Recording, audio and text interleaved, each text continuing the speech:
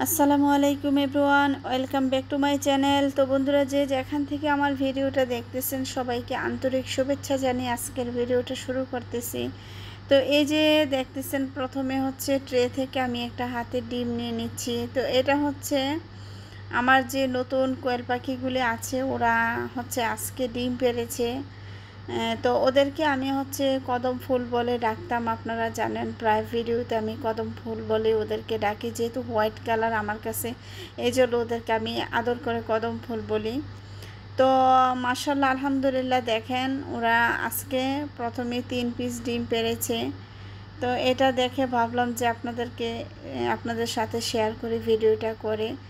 আর আজকে কয়েকদিন ধরে ভিডিওটা দেওয়া হচ্ছে না, ভিডিও না দেওয়ার কারণ হচ্ছে অনেক কাজ চলতেছে খামারে, এই জন্য তো টুকটাক সময় পাই না ভিডিও ছাড়ার, তো যার কারণে ভিডিও দিতে পারি না। তো ভাবলাম যে আজকে এই সময়টা আপনাদের সাথে শেয়ার করি, যেহেতু ডিম পেড়েছে। তো অবশ্যই এই খাঁচাতে আমি কোয়েল পাখিগুলোকে রাখবো না, কারণ হচ্ছে ওরা যে দেখতেছেন ডিম পেড়েছে, ডিমগুলি আনতে আমার অনেক কষ্ট হয়, সাইডে পড়ে যায় যেহেতু ছোট ছোট ডিম।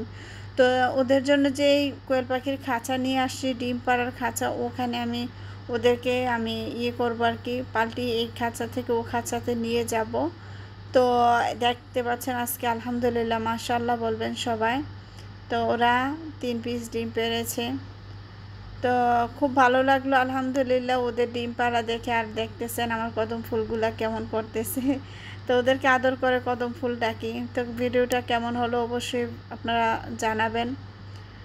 তো আর সবাই দোয়া করবেন আমার পাখিগুলা বা পশু পাখিগুলা যেন ভালো থাকে। তো এখানে বিদায় নিলাম।